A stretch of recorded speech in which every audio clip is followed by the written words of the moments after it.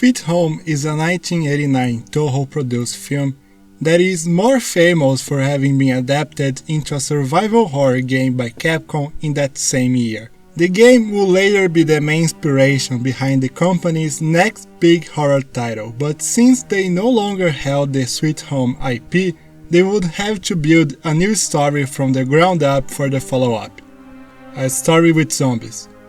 The game was Resident Evil. With this quite big factoid out of the way, let's talk about the film. Director Kiyoshi Kurosawa is well known among fans of horror movies for being one of the most exponential names of the so-called new wave of Japanese horror from the late 90s and early 2000s. His films from around that period though are gloomy and introspective, more like slow-burning thrillers than what we would call horror. A far cry from this one, which has a man melting to the bones.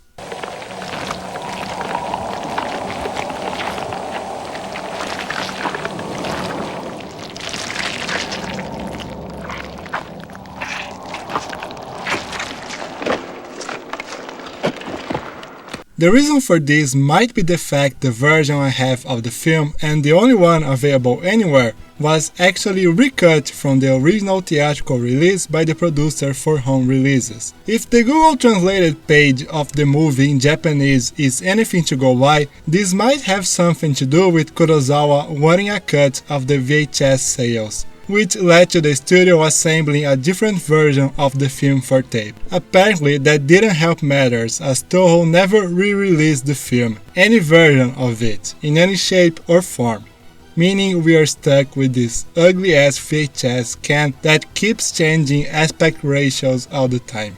Is it too late to ask for a release the Kurosawa cut? So yeah, we are not technically going to talk about the original movie. Not that it matters, honestly, this one is still pretty great. Our story kicks off when a TV crew decides to enter a supposedly haunted mansion looking for the last work of deceased painter Ishiro Mamiya, who became reclusive after an incident that burned his infant son to death and turned his wife insane. Composing the documentary team are host and restoration specialist Asuka, cameraman Taguchi, producer Akiko, and other producer Kazuo and his tomboy daughter Emi, who is hanging around to make sure her dad gets her a new mommy. Based on her extremely childlike behavior, I am very much inclined to believe Emi was written as a child, but for whatever reason they cast a 20-something pop singer for the part. The crew soon finds out what they were after. Mamiya's final frescoes, gigantic paintings covering the walls of one of the mansion's rooms, chronicling what seems to be the artist's personal tragedy. To fully understand it, they must restore the work to its original state, but first, the reporters need to power their equipment. To this end, they send Taguchi to turn on the house's generator, located in an old shack outside the manor, just past the sinister totem with a skull on top of it.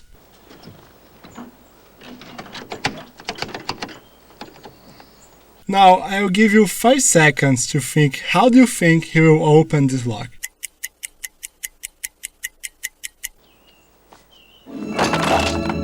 I didn't even edit that, that's how bluntly he decided to desecrate the damn thing. That night, everyone sleeps inside the house, where an unsuspecting TV crew is preyed upon by a deadly and invisible killer, tuberculosis.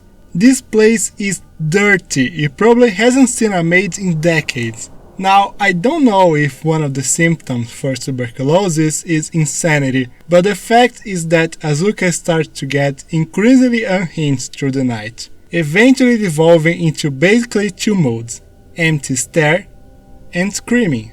Sounds like another Asuka. More disturbing than her behavior though are her actions, specifically she having unburied a coffin from the house's backyard.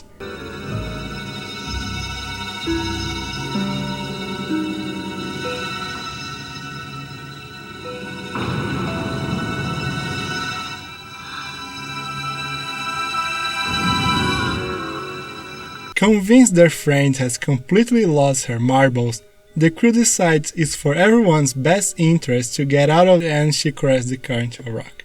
Basically trapped in the house, the visitors start to get a taste of what the place really has in store for them as deadly shadows stalk the group throughout the place. It's no fun to just tell what happens next, I have to show.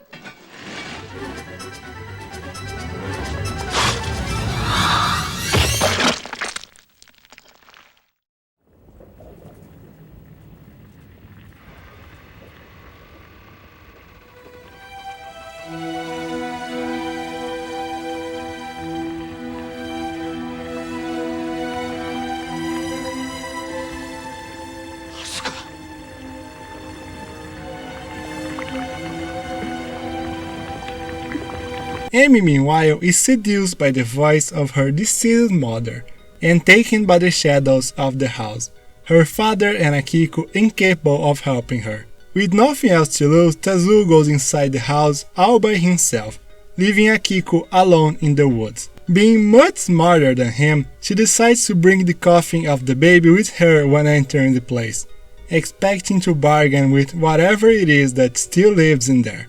Deep within the bowels of the manor, Akiko finds Amy is still alive. However, their escape is soon blocked by an entity from outside of this world. Oh my god, it's Beyonce!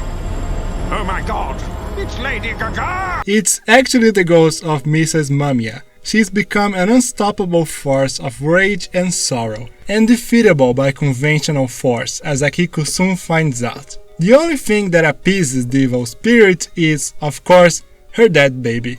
Once Amy delivers the child to his mother's arm, she goes from demon from hell to angelic presence, ascending into the heavens, leaving the two women free to escape that house of horrors, which collapses soon after. Oh, and Tazuo was alive, he just comes out of his hiding place and leaves the mansion. How much is this different from the theatrical cut? I can't tell. It's supposedly more mainstream, whatever that means. If I had to guess, I would say all the special effects heavy scenes were created for this version, but even that is hard to say for sure, as the film was from the very beginning supposed to be inspired by Poltergeist, another haunted house film with a slew of special effects. Not to mention that Kurosawa himself cites Tub Hopper as a reference for his work. And finally, if the money issue that started the whole thing was never settled, the way the movie turned out is probably not the only reason for the director to repeatedly disown it. Yes, it is a bummer that we may never ever see Kurosawa's original vision of the film realized, but instead of crying over what we never got, I prefer celebrating what we did get, at least in this case. And what we did get was a visually stunning spooky story with many surreal special effects that are pure eye candy. From the pile of melted Asuka to Amy's face cracking open and that incredible puppet of Mrs. Mamiya, it escalates from one impressive visual to the next. Very fun stuff. It makes you wonder what next bizarre and gorgeous set piece it will throw at you as the mystery of Mamiya's mansion unfolds before your eyes. It's a real shame Sweet Home is next to inaccessible nowadays, as it more than certainly deserves to be remembered as more than just the movie that inspired the game that inspired Resident Evil. I mean, it's better than at least 90% of the movies I usually review here, which actually doesn't mean much, but at least this one didn't make me almost fall asleep. Whether or not this is even close to Kurosawa's original vision or something else entirely, We may never know for sure, but as it is, this version of Sweet Home stands out as a visually appealing and ludicrously amusing horror film that may be quite light in scares but exceeds in visuals and thrills. A perfect pick for your Halloween night.